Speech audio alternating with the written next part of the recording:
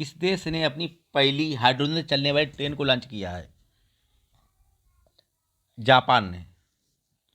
मुंह बटवारी। जापान ने हाइब्रिड नाम से अपनी पहली ट्रेन लॉन्च की है।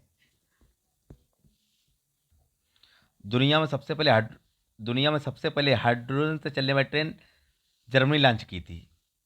जापान के वर्तमान प्रधानमंत्री फूमियो फूमियो किशिदो। जापान का पुराना नाम निप्पन तथा इसको सुकुमारों का देश भी कहा जाता है। जापान की संसद की डायट तथा मुद्रा एन है।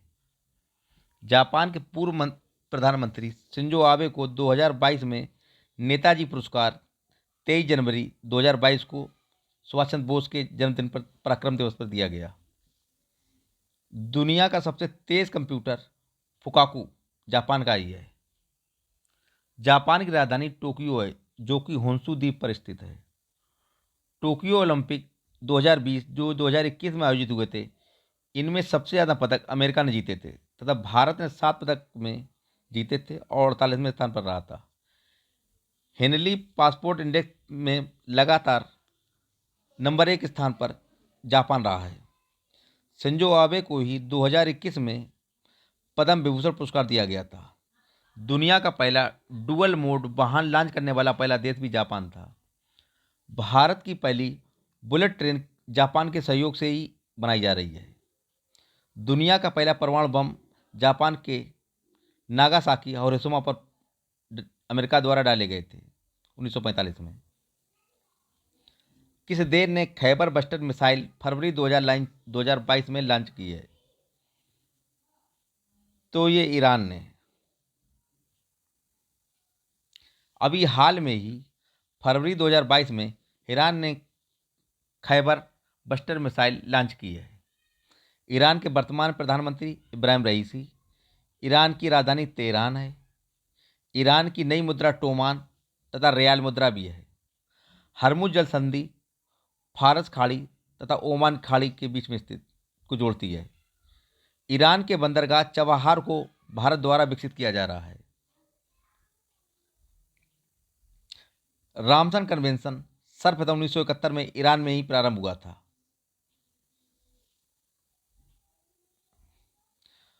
भारतीय वायुसेना मार्च 2022 में किस देश में आयोजित होने वाले कोबरा वॉरियर्स नामक युद्ध अभ्यास में भाग लेगी?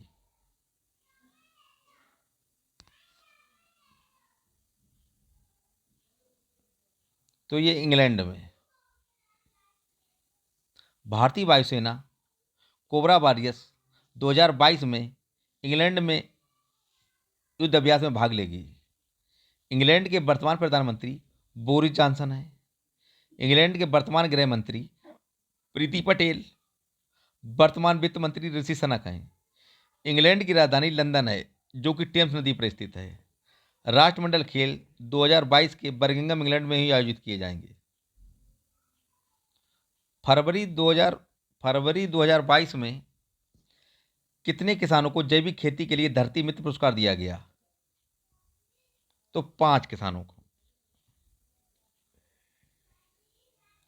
2022 में 5 जैविक किसानों को धरती मित्र पुरस्कार दिया गया है।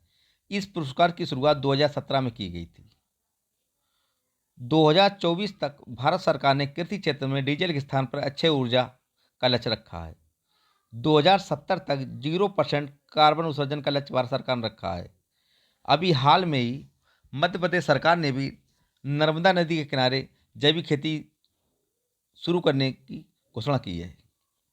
किसानों की दुगनी आय का लक्ष्य सरकार का 2022 में है। प्रधानमंत्री किसान सम्मान निधि योजना 24 फरवरी 2019 से गोरखपुर में शुरू की गई है, जिसमें एक वर्ष में 6,000 रुपये मिलते हैं 3 किस्तों में। प्रधानमंत्री के आर्थिक सलाहकार परिषद के पूर्णकालिक सदस्य किसको नियुक्त किया गया है?